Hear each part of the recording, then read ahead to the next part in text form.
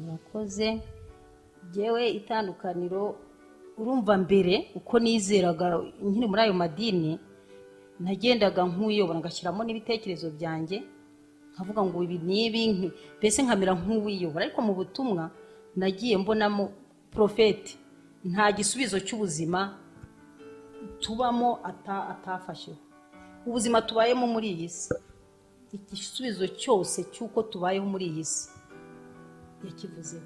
Byerekeye ku bajene, abajene pe birambabaza mu mutima wanjye kubera yuko barizera pe, baba bakunze n'ubutumwa, kuko ubona ko abinjiye muri message abajene ubona ko kugira ngo bajye n'ahandi nabo no kujya guteranira ahandi ubona ko nabo ari determine kuba baramenye, mbona baramenye ukuri, ariko muri pratique mu migendere yo mu butumwa navuga ko kubera ibihe tugezemo haje ibintu birangaza byinshi ku bajene, kandi abajene ubundi abajene bakunda kugendana n'ibigezweho. Cyo nsaba abajene message pe, nyemerera mbivuge, ntabwo message baha agaciro kayo. Hari ubwo mbona message abajene, hari ubwo mbona bayifata nkaho ari nk'ubundi butumwa busanzwe nk'uko abantu, hari abubona bashobora kuba babifata nkaho ari ubundi butumwa busanzwe nk'uko abandi bajya gusenga, ukabona baraburezonaho bagatanga ibisobanuro kuri message ngo ahangaha ngo profete ngo yavuze ibi ngo ariko ngo ahangaha ngo ubusenga ukurikije ntashake ngo ubu ngo hari. Urumva abajene ntabwo si bose nyene, ariko ndavuga en general ntabwo ari determine, ntabwo babona uburyohe buri muri message ngo bavuge ngo byanze bikunze reka dukora ibi ngibi tugume muri message. Tukizera pe, tukizera niko navuga n'ubu ngubu, kandi biracyari valable kuko Yesu Kristo ntahinduka. Twagiraga reka nkubwire, twagiraga ubwoba bw'ijambo. Abajene b'iki gihe mbona badatinya ijambo. Nge numvaga hari ibintu wakora Imana igahita ikwica, cyangwa bikaba birarangiye akabaguciriyeho iteka, tukagira ubwoba ati ninkore iki, nimpoberana, ningira nte ndahita mpfa.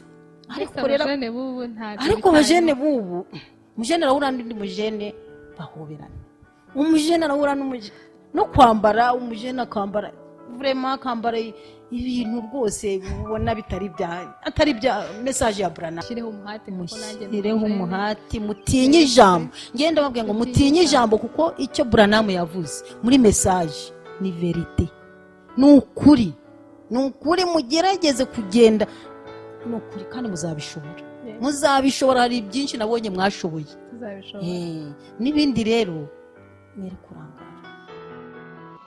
Cyangwa TV.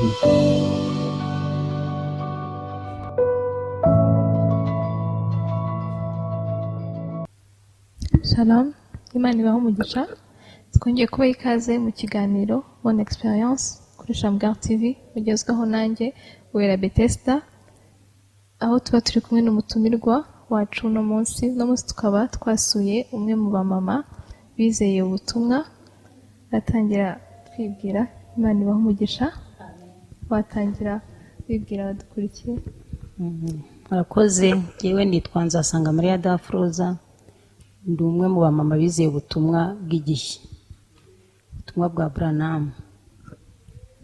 Mama Daphrose, turagira ngo tubwire ese wizeye gute buno butumwa, ninde wakubwirije, ni gute wabugezemo, se byagenze gute? Urakoze. Jewe uko nizeye ubutumwa, ubundi mbere nari umukatolike rwose, wa wundi pratika, wa wundi ubigendamo cyane. Mu izina ryanjye waryumvise ndi Nsanzemariya, ibyo byagira icyo bikubwira. Noneho ngakunda gusenga, nkajya nari n'umurejiyo, byose nabijyagamo. Noneho igihe kiragera tujya mu kazi ahantu twakoraga mpasanga abapantekote ADPR ngira nk'umumama w'inshuti tugira famiye y'inshuti yari ihari noneho nkajya mbona ariko mbere nakundaga Imana pe ariko noneho mpageze mbonye ADPR abo ADPR ukuntu basenga mu magambo yabo avuye mu mitima yabo yewe muri katolike twajyaga dusenga amasengesho bari baratwigishije mu rugo kwacu bari abakatolike bujuje ibyangombwa papa yajyaga ahereza no mu gipadiri urumva rero ko nari narinjiyemo ariko baratwigishije amasengesho yo gufata mu mutwe bukiye rero nkabona abo bapantekote basenga ibintu bibavuyemo nkumva ndabikunze nkumva barasenga vraiment bitandukanye nuko twasengaga iwacu mu gatolika kubera kubikunda cyane rero tuza kuva aho sinshobore kujya guterana ariko nkabikunda noneho ntabwo twabaga i Kigali tugeze i Kigali njya gukora ahantu nsangayo umukristo umwe wa message turakorana mpagera ariko naratangiye kutajya mu misa naratangiye kujya njya guterana n'abapantekote abapantekote rwose mbyinjiramo nshaka no kubatizwa barambwira ati rero kugira ngo ubatizwe ugomba kwiga ukiga tukazakubaza tukabona kukubatiza ntangira kwiga bigaga umwaka wose ndawiga ndawurangiza niga Bibiliya nshakisha njya no hari n'umumama nagiye kureba rwose reka nifate nk'umuntu utazi gusenga nicare ngiwe kugira ngo anyigishe nk'umuntu utazi hari n'Imana ko numvaga mfite inyota yo kugira ngo menye Imana abapantekote basenga nabonaga nemera ibyabo njyayo mu mama dusoma imirongo ya Bibiliya kansobanurira ngataha ariko numva ntaho ndagera noneho bavuze bati ni igihe cyo kugira ngo mwige muzabatizwe ndiga umwaka urarangira igihe cyo kubatizwa kigeze ndavuga ariko se ya Mana naje gushaka ko numva itarinjira ninjya gukora ikizami nzatsinda bazambatiza kandi bambatize nta kintu ndabona nahinduye nta kintu nari nabona Imana naje gushaka yo mu mapantekote ntayo nabonye ndavuga ntoya rero mbwira abarimu batwigishaga njye ntabwo nzabatizwa nzongera nsibire nongere nige kuko Imana naje gushaka ntayo mbona ntayo nari nabona ndongera niga umwaka wa kabiri tongera kwiga Bibiliya turiga nabwo ndangiza umwaka urumva ni imyaka 2 narangije niga nshaka kugira ngo mvemo namenye Imana y'abapantekote Imana nabonaga ari Imana y'ukuri bafite bigeze igihe cyo kubatizwa ndavuga ntese ko nundi ari nka kwa kundi ndababwira nti rero ngewe ndumva rwose sinzi barambwira ati rero ngwino tukubatize tugushyire mu mazi menshi hari n'abavamo bavuga indimi ko natangiye kubona bavuga ibintu by'indimi bakakora amageste hari Imana bati no mu mazi ntumvamo ushobora kuvamo uvuga indimi ndabyemera tujya kubatirizwa Kimihurura noneho njya mu mazi nzi ko ndi buvemo mvuga indimi nahindutse ndimo nkora amageste nk'ayabo ndagenda bankubita mu mazi icyo gihe narayanyweye menshi rwose njya amerera noneho mvuyemo ntegereza za ndimi ndazibura turataha ariko nkumva ndababaye ese none Imana uko simbizi sinzi ntabwo sinzi ibyanjye ntabwo nzi ibyo ari byo noneho ngo ku cyumweru gikurikiyeho tujya mu materaniro tuhageze bati rero ababatijwe hari kuwa gatandatu ababatijwe kuwa gatandatu washize muze tubasengere mwakira umwuka wera rwose ndagenda turapfukama baradusengera nkumva abantu hirya bari mu ndimi bakavuga ikintu bavugaga ni kimwe ngo niyo wavuga inyuguti imwe y'ijuru uba wayo umukristo wuzuye nkumva hirya bose barimo baravuga ngo reyi nanjye se mvuge ngo reyi nkajya ndeba nkabona hirya bakoze amageste rwose adasanzwe ndavuga mbigenze nte koko turangiza meze nk'uko nagiyemo ariko ngakomeza kuvuga mana isengesho nasenga navuga mana sinzave muri iyi si ntarakumenya nicyo ngusabye umbabarire sinzave muri iyi si ntarakumenya urabona ukuntu ngushaka kandi sindakubona noneho tukajya tujya no muri niba ture yabo nkazinduka tukiyiriza nkagira nte reka kwa ururimi nkarubura gutigita nkabibura nuko ubwo uwo mwene data twakoranaga ku kazi nkagenda nkamubwira baje guhanura mu gitondo turi muri niba ture akandeba agaseka agira amagambo make ntabwo avuga menshi akumva nyine ahubwo nyuma niho yambwiraga ati narakurebaga nkumva ndababaye kuko nabonaga umuhati ufite utaramenya aho ugomba kugera noneho akajya ambwira ati nyamara rero ati hari ubutumwa bwaje muri iki gihe ati rero byagufasha ubutumwa buheze kuko ngewe nubwo nari nkiratashe kuri ADPR numvaga ntizaha n'isaha Imana izansanga abimbwiye rero ndavuga nti yari yaravuye Kongo ndavuga nti abangaba ni babandi bakorera abazungu buri afite amwe amafaranga nta hantu haruta muri ADPR niho hari Imana niho harimo kumbwira ngo mbe umuyoboke noneho bamuha amafaranga menshi avuge ngo yarukirise yabonye umukristo ariko nkabona aratuje akambwira ati hari n'udutabo ati tw'ubutumwa ati nkumva ntashaka kutureba kuko sinashaka kugira ngo mpungabanye inzira natangiye no kugira ngo mbone Imana y'abapantekote ariko rimwe ndafata ntariko reka nsome ntabwo yajya mbwira ngo ntawe reka ngerageze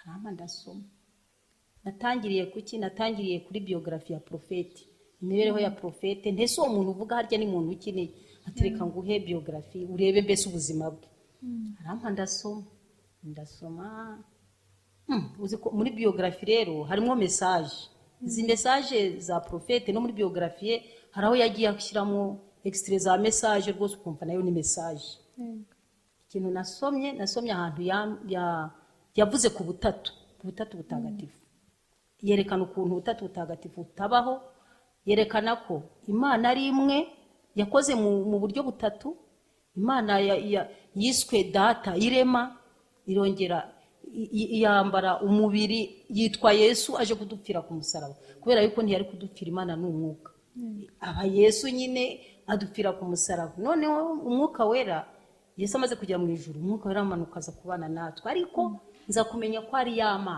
Mana ya yindi yaremye ya yindi yigize umuntu muri Yesu ya yindi yabaye umwuka wera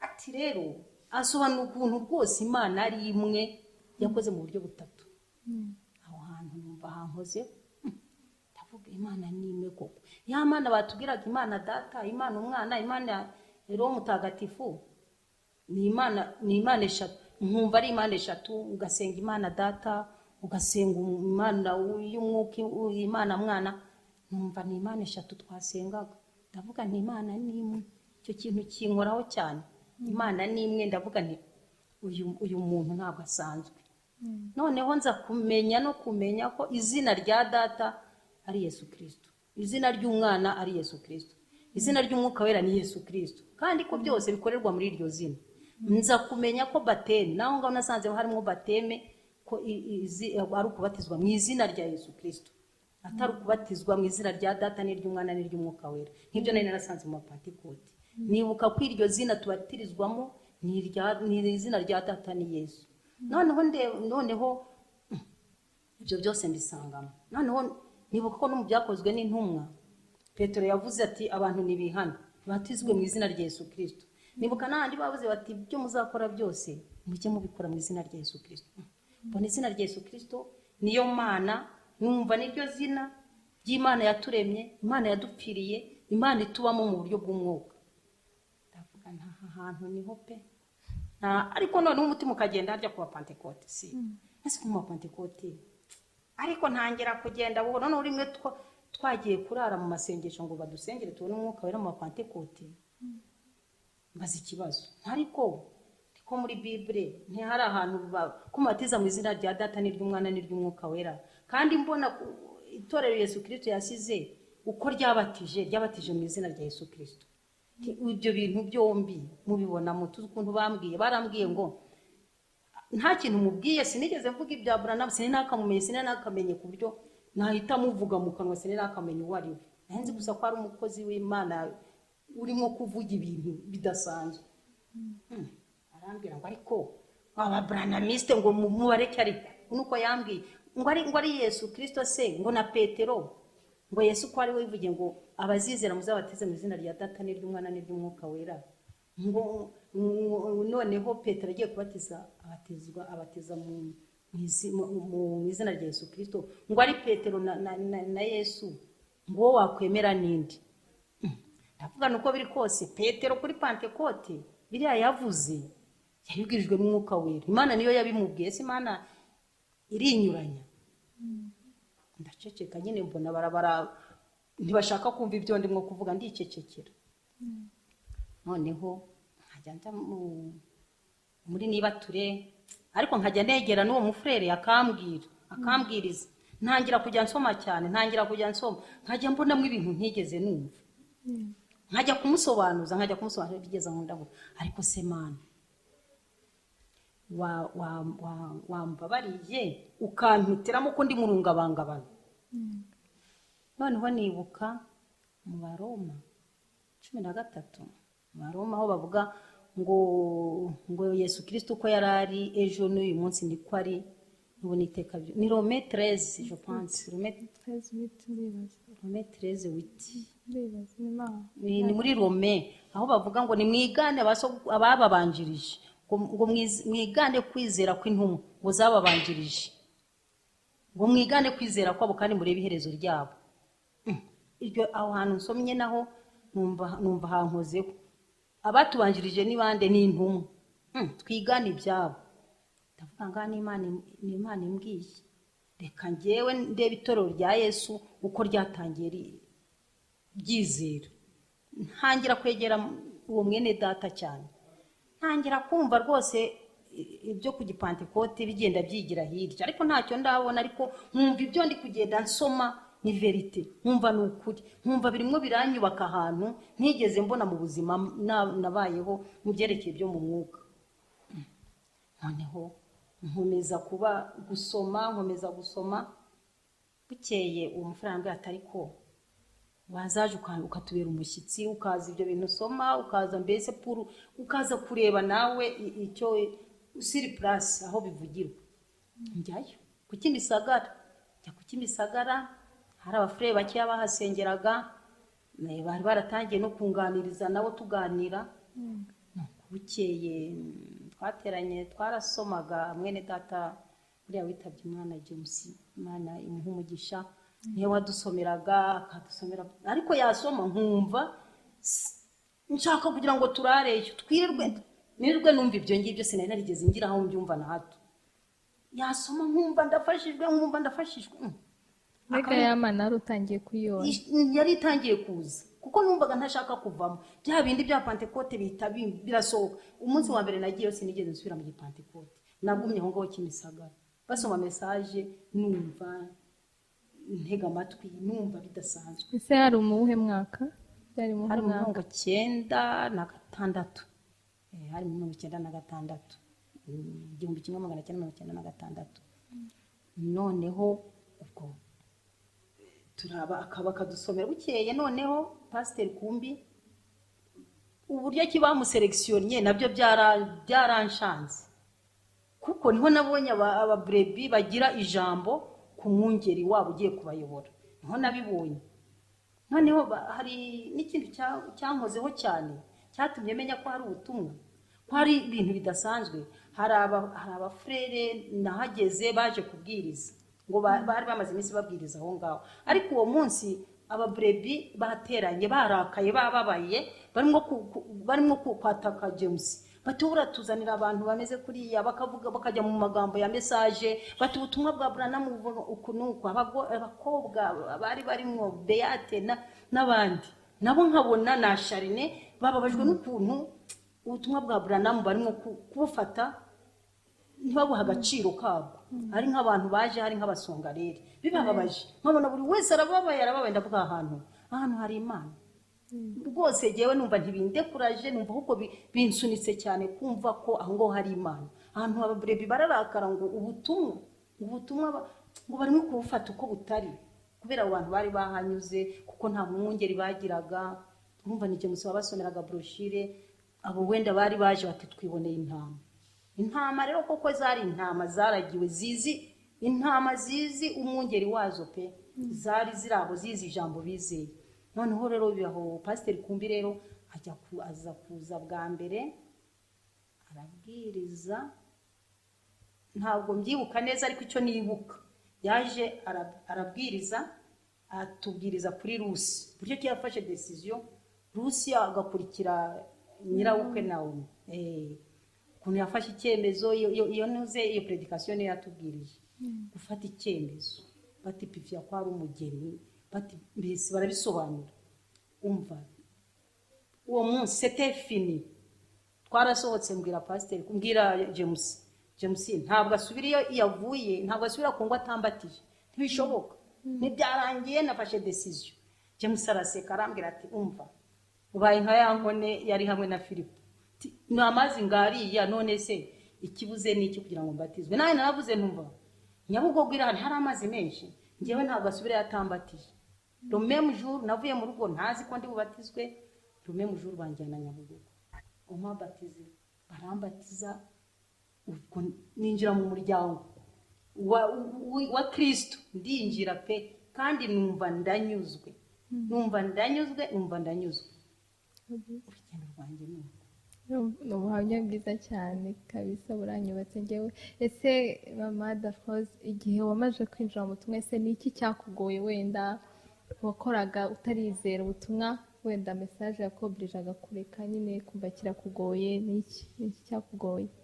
Ikintu cyangoye mu butumwa uroye wenda ni imyambarire, ariko ni imyambarire nayo si cyane. Nakundaga kwambara inigi, nkambara udukufi, nkambara utuntu mbese tw'abadamu.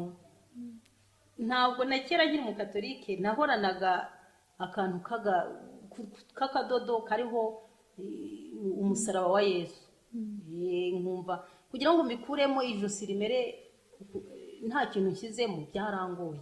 Numva kandi kubireka ari ikibazo, ariko kubera ubutumwa, kubera ijambo batubwirizaga, kubera ko nari nizeye ko ari ukuri, ko nta yindi nzira ijya mu ijuru ari iyo ngiyo, uko numvaga byabaga bingoye kose, naravuze nti nahangaha ngomba kwizera, nkumva icyo bambwiye nkagishyira mu bikorwa, nkagenda uko babwirije, Imana ikamfasha, nkagenda nkomera, menya byinshi, numva nkomera mu butumwa. Ese Sœur Daphrose, kuva wizeye ubutumwa hashize igihe kirekire, ndibaza ubu ni imyaka 24, nka 23, 24 gutyo ndibaza. Ese kuva wizeye ni iki message, ni iki igufasha mu buzima bwawe bwa buri munsi? Ni irihe tandukaniro ry'ubuzima bwawe utarizera n'ubuzima bwawe warizeye message? Ndavuga emotionnellement na personnellement, ubuzima bwawe se byari bimeze gute? Murakoze. Jewe itandukaniro, urumva mbere uko nizeraga nkiri muri ayo madini, nagendaga nk'uyobora, ngashyiramo n'ibitekerezo byanjye, nkavuga ngo ibi nibi, mbese nkamera nk'uwiyobora. Ariko mu butumwa nagiye mbonamo profete, nta gisubizo cy'ubuzima tubamo atafasheho. Ubuzima tubayemo muri iyi si, igisubizo cyose cy'uko tubayeho muri iyi si yakivuzeho. Ni ukuvuga ngo ikintu nshimira ubutumwa, kwa kundi abantu bibaza ngo mbese kubera ko amadini ari menshi, ngo aho ukuri ni hehe? Aho ukuri ni hehe bose ko bavuga Imana? Icyo kintu ndashima Imana kuko nakibohotseho. Naravuze nti nta kibazo nkibaza, ngo nibaze ngo ukuri ni hehe, wese ko bareba ngo bimeze bite? Aya, icyo umva nzi Imana imwe yanjye. Mbese wabonye igihagararo narakibonye, uretse faiblesse ndi umuntu, peu importe ama faiblesse nagira, ntabwo nzayagira mvuga ngo message nyivugeho ngo wenda njye nyiburaneho mvuge ngo message yagiraga nyiburaneho mvuge ngo message ngo ibi nibi nyidiskite ukuntu mvuge ngo hariya ni tudrwa we kubigendamo ni ugushobozwa n'Imana ariko c'est la vérité ni ukuri nibwo buzima bwanjye mbese message nibwo buzima bwanjye kibibazo byanjye by'ubuzima niho ntura amanywa n'injoro ndi mu butumwa ni verite umva ni ukuri sinzi uko nabikubwira c'est la vérité. Rero murakoze katwe dufasha agakoze gato nk'uko mwabyumvise ubuhamya bwa Daphrose ni ukuri burakomeye yavuze ko mu butumwa ntabwo afite kwibaza ngo ese nihe hari ukuri icyo kibazo mu mutwe we cyavuyeho kwibaza ngo ese ko hano bavuga Imana ese ko hano bavuga Imana nihe hari ukuri we ukuri yarakubonye afite mbega igihagararo ni message nziza ku bakibaza ese ukuri kurihe we yabonye deja ukuri aho kuri ko ari mu butumwa ntabwo ngo yahava ko byagenda kose kadufata agapoze gatoya turagaruka mu kanya. Shamgar TV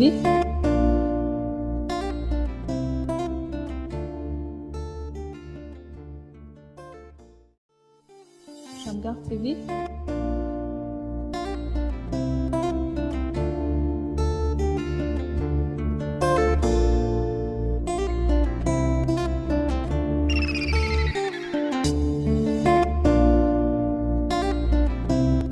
Shalom, Imana ibahe umugisha. Ni mushiki wanyu Uwera Bethesda nabararikiraga gukurikirana ikiganiro Mon Experience aho tuzajya tuganira n'abantu batandukanye ku rugendo rwabo rwa gikristo aho batangiriye kwizera ubutumwa imbogamizi bahuye nazo ibyabanejeje naho bagejeje ubu ngubu mu rugendo n'igihagararo bafite kandi tubibutsa kongera gukanda subscribe kuri Shamgar TV kugira ngo mukomeze kumukirwa n'ibiganiro bitandukanye babategurira kubwo kumukirwa k'ubugingo bwanyu. Imana ibahe umugisha murakoze. Shamgar TV ikaze nanone mu kiganiro cyacu Mon Experience kuri Shamgar TV mugezwaho nanjye Uwera Bethesda. Turakomezanya n'umutumirwa wacu Daphrose yari ari kutuganiriza neza kadukomezanye nawe. Ese Daphrose kuva wagera mu butumwa urebye kuva wizeye wowe wizeye kera ntago navuga ngo byari byoroshye ariko ugereranyije igihe wizereye n'ubu ngubu ese ubona navuga ku bantu bose cyangwa no ku bajene cyane ndashaka kubwire ku bajene ubona itandukaniro ririhe? Ese abajene baba bafata ubutumwa nyine nkaho byoroheje ese wabibona gute? Nagira ngo unsangize experience yawe kuri ibyo. Murakoze. Nibyo koko maze igihe narizeye ubutumwa ariko hari ikimbabaza cyane ku byerekeye ku bajene. Abajene pe birambabaza mu mutima wanjye kubera yuko barizera pe baba bakunze n'ubutumwa kuko ubona ko abinjiye muri message abajene ubona ko kugira ngo bajye n'ahandi nabo no kujya guteranira ahandi ubona ko nabo ari determine kuba baramenye mbona baramenye ukuri ariko muri pratique mu migendere yo mu butumwa navuga ko kubera ibihe tugezemo haje ibintu birangaza byinshi ku bajene kandi abajene ubundi abajene bakunda kugendana n'ibigezweho. Rero iyo wagiye mu butumwa hari byinshi bareka bumva ko bagomba kureka kugira ngo babireke. Rero ubona ari ingufu ubona biba bibagoye ariko rero icyo nsaba abajene message pe nyemerera mbivuge ntabwo message baha agaciro kayo. Hari ubwo mbona message abajene hari ubwo mbona bayifata nkaho ari nk'ubundi butumwa busanzwe nk'uko abantu hari abubona bashobora kuba babifata nkaho ari ubundi butumwa busanzwe nk'uko abandi bajya gusenga, ukabona baraburezonaho bagatanga ibisobanuro kuri message ngo ahangaha ngo profete ngo yavuze ibi ngo ariko ngo ahangaha ngo ubusenga ukurikije ngo ubu ngo hari urumva abajene ntabwo si bose nyene ariko ndavuga en general ntabwo ari determine ntabwo babona uburyohe buri muri message ngo bavuge ngo byanze bikunze reka dukora ibingibi tugume muri message. Ibintu byo hanze birabakurura birabiba bikabona bajyanye amaso hanze ntibinjiremo neza nkatwe tukizera pe tukizera niko navuga n'ubu ngubu kandi biracyari valable kuko Yesu Kristo ntahinduka. Twagiraga reka nkubwire twagiraga ubwoba bw'ijambo. Abajene b'iki gihe mbona badatinya ijambo. Nge numvaga hari ibintu wakora Imana igahita ikwica cyangwa bikaba birarangiye akabaguciriyeho iteka tukagira ubwoba ninkore iki nimpoberana ningira nte ndahita mpfa. Ariko abajene bubu umujene arahura n'undi mujene bahoberana, umujene arahura n'umujene no kwambara umujene akambara vraiment akambara ibintu rwose ubona atari bya message ya Branham. Mbese urubyiruko nababwira vraiment gukora effort umva gusenga Imana niyo yabashoboza, ariko no mu mutwe bavuga ati kamemo dufite message tuyobora reka turebe icyo umuhanuzi yavuze biraruhije yego ariko Imana idufashe kuko mugomba kujya mu ijuru. Abajene mugomba kujya mu ijuru tukajyana twese tukajya mu ijuru. Mwagire ubuntu mumenye ukuri kuko kuri rero reka ibyo hanze bibane n'isi yabyo. Nibyo koko ubujene nyine burarushya, nibyo natwe twabaye abajene kandi wenda twebwe byari no mu gihe kitari iki ngiki natwe byari biri ariko ubu ngubu nyine haje iterambere. Rero Imana ibashoboze ahubwo n'ubundi ariko turabasengera kuko kugira ngo muneshe ntabwo byoroshye birakomeye, ariko avec Imana Yesu Kristo mwizeye mwakiriye izabashoboza mu baba Kristo mugere ku rugero vraiment.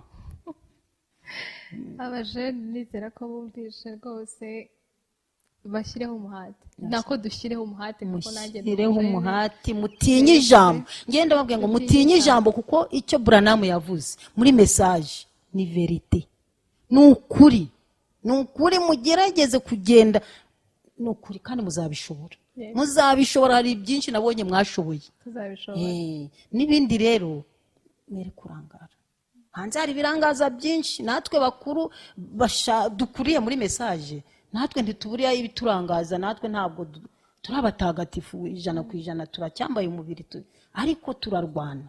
Namwe rero ni murwane mukiri batoya mukorera Imana mukiri bato mugifite imbaraga Imana izabahemba. Ese Mama Daphrose watubwiye ko twese turi abantu yego dushaka kugira intege nkeya yego. Ese nawe winjiye mu butumwa kuba warinjiye mu butumwa ntabwo ntekereza ko umuhanuzi aranavuga ngo ntabwo ari kuba warizeye ubutumwa ntabwo bivuze ko ibigeragezo n'iki bitazakugeraho cyangwa ngo intege nkeya zigufate. Ese nkawe nk'umukristo wizeye ubutumwa waba ujya ugira intege nkeya hahandi hari situation umuntu ageramo kumva kuko relation ufitanye n'Imana iri hasi kumva pe vie spirituelle yawe iri hasi cyane kumva nyine ntabwo urimo neza. Ese nimba ujya ugira izo ntege nkeya nimba ujya uzigira ese wowe ubasha kubyikuramo gute? Murakoze. Jewe uko mbyikuramo nibyo koko nanjye ndi umuntu nambaye umubiri isi nanjye ngerageza nkuko igerageza abandi, ariko gusa hari igihe nyine biza ugahura na situation nibyo gusenga nabyo bikakunanira. Surtout ikigeragezo nkunda guhura nacyo no gusenga iyo ndi mu bibazo biramvuna kugira ngo mbisohokemo ngere kuri ya level yo kuvuga ngo nsenge Imana ndayishyikiriye biva kuri. Ariko iyo mpuye n'ikibazo gusa ndagaruka ariko kibanza cyankubita hasi kikamvuna, ariko kubera yuko nakubwiye kare ko profete ibintu byose by'ubuzima yabivuzeho ugenda muri referanse y'ibyo Branham yavuze Imana yikugiriye ubuntu kuko hari igihe rwose wumva ubaye kawo uhuye na situation ikurenze iyo ugira ubuntu Imana iragenda ikakwereka ati hariya profete yavuze gutya yabikubwira rero Imana ikakugirira ubuntu ukagaruka ariko ibigeragezo duhura nabyo ariko dufite referanse yaho tujya kureba tukagaruka mu murongo tugashobora kunesha ariko ibigeragezo uri umujene uhura nabyo kuri nivo yawe nanjye mpura nabyo nk'umumama ufite abana ntabwo nabura guhura nabyo ariko icyo nshimira Imana ni uko mfite aho mvoma igisubizo hari inyandiko hari ibyo profete yatubwiye Sœur Daphrose watubwiye nyine yuguye ufite ukuntu ubyuka hari ahantu uvoma ku ijambo bavuze ukoresheje ngo uvoma ku by'umuhanuzi yavuze nibyo bigufasha kubyuka ukava muri icyo kigeragezo wari urimo nk'uko twese turi abantu ese Mama Daphrose tugiye gusoza ikiganiro cyacu nagira ngo ubwire abatwumva badukurikiye ugire inama ubagira muri rusange uko bakwitwara nimba ari n'aka experience gato kari personnel wigeze kugirana n'Imana kugira ngo ukabasangize gato cyane kugira ngo bumve ko wari ugiye kugwa wari ugiye kunanirwa wumvaga ko ntago yahaguruka ubagira akantu gato basangiza nk'inama kugira ngo babashe ubugingo bwabo babashe gukomera. Yego hari nkaho icyo nasangiza urubyiruko wenda ngiye nko ku giti cyanjye hari urabona ndi umumama mukuru mfite abana hari nk'ikibazo nigeze kugira pe numva nka responsable mu rugo numva kiranjegeje cyane ndavuga se Mana bigenze hari akabazo nayo nagize mu rugo noneho rero mfata Bibiliya ndasoma nsoma ahantu Imana ivuga ngo laisse tes orphelins ngo je les ferai vivre ngo reka imfubyi zawe nzazibeshaho icyo kintu ni kimwe nibuka cyamfashije n'ubu ngubu iyo ngize ikimpungabanya muri urwo rwego nk'umubyeyi aho hantu ndagenda nkasoma narasurinye pe aho hantu haramfasha hangarura mu murongo batubwira nimba wibuka umurongo we ariko ni ikibwiriza wafashe ni mu migani bazasome nabo nzababwira ubwo rero ni ukuvuga ngo niyo mpamvu nababwiye ngo referanse nimwegera ijambo Branham yavuze yatuzaniye muzajya mubonamo ibisubizo byo kunesha muzajya mwumva icyo yababwiye mwafata dova iyi situation imeze ukuntu wahuye nayo ikugoye harimo inyigisho harimo ubutabazi harimo guhumurizwa harimo byinshi ariko mufate ubutumwa nka busori yanyu ikidakuka cyanyu niho hari ubuzima niho hazabaha uko muzashobora kwitwara muri iyi si Imana itababaye hafi iyi si yaranduye isi yarononekaye ubwo rero nta kundi uretse kujya mu butumwa niho mbarangiye naho ubundi kujya mu byo hanze gusoma za Facebook kujya muri WhatsApp kujya he nta gisubizo kirimo igisubizo kiri mu butumwa bwa Branham twabonye umuhanuzi vraiment watubwiye byose ntacyo yasize inyuma mu kirebana n'ubuzima bwa namwe rero nk'urubyiruko vraiment muyigire intumbero yanyu niho muzavoma imbaraga mu butumwa bwa Branham niho hari ukuri kuzabatunganya ukabashyira ku murongo kukabashoboza kunesha kuko ibigeragezo ni byinshi pe birahari surtout abajene ariko kunesha ni ukwanyu kuko muri mu butumwa. Amen. Urakoze Mama Daphrose ku butumwa bwiza uduhaye ni ukuri ku bwanjye ngewe ndishimye cyane kuba nagiranye ikiganiro nkawe nk'umumama umaze igihe mu butumwa nkaba numva ukibushikamyemo gutyo ufite imbaraga ugihamiriza neza ko imyaka umazemo nta handi hari ukuri nta handi hantu wagukura ni ikintu gikomeye ni message nziza kuri twebwe ntago navuga ngo twe tukizera vuba kuko nkanjye navukiye mu butumwa, ariko ku muntu wese wamenye message kuba wowe ukibuhamya nk'ukuri ni ikintu gikomeye cyane abantu bose bagomba kwigaho bakagira igihagararo cy'umuntu ushyitse. Mwebwe mwadukurikiraga rero twongeye gushimira umutumirwa wacu Daphrose, ni umumama yatubwiye ko amaze imyaka 24 muri ubu butumwa. Yashatse Imana, yayishatse n'inyota yari afite mu mutima we arayishaka arayibona. Natwe rero nturekure ushaka Imana, niba wumva hari aho uri kumva koko Imana ntabwo urayibona nk'uko yabigenje, ukomeze ucukumbure wumve wibaze, ese koko Imana nagiye gushaka ese narayibonye? Ube sure uvuge ngo koko hano nk'uko abihamiriza akavuga ati muri message nahabonye ukuri, mu myaka 24 niho hari ukuri. Wowe nawe ubona ahantu koko uzajya uvuga ati hariya niho kuri, ntujijinganye uvuga ati ese koko hano ko bavuga ukuri, hano ko bavuga ukuri. Wowe umenye ko aho uri niho kuri nyako, kandi we yavuze ko ukuri ko yakubonye muri message mu butumwa bwiza umuhanuzi wacu William yatwigishije. Abajene sasa yavuze ko ubutumwa yabanenze, yavuze ko ubutumwa mubufata nk'ibisanzwe, ntabwo ari ikintu muha agaciro nk'uko bo babihaga agaciro, niko abibona, kandi ntabwo navuga ko atari byo koko, ariko ngo dutinye ijambo nicyo kintu cya mbere. Iyo utinya, ngo gutinya Imana niko kuzana ubwenge. Ese mwebwe mutinye ijambo mubashe gukomera mu butumwa, muzatsinda. Arangije rero tugira inama ko we iyo agize ikibazo hari umurongo yabonye, hari ahantu yabonye we yishikamiriza, kandi nta handi, ni mu ijambo ry'Imana, ni mu butumwa bwiza, ngo nta handi hantu akura igisubizo. Iyo yaguye nta handi hantu akura igisubizo, iyo yagize intege nkeya nta handi hantu akura igisubizo usibye mu butumwa bwiza no mu ijambo ry'Imana. Rero ni message ikomeye kuri njyewe no kuri mwebwe.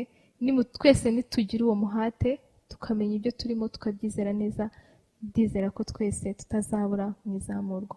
Murakoze rero kudukurikirana, ngiye kubashimira kandi mbashishikariza gukanda subscribe kuri Shamgar TV kugira ngo ibiganiro byose tubagezaho bibashe kubagirira akamaro, bibashe kugira akamaro ubugingo bwanyu. Naho ubutaha mwari kumwe nanjye Sœur Uwera Bethesda kuri Shamgar TV mu kiganiro Mon Experience. Shamgar TV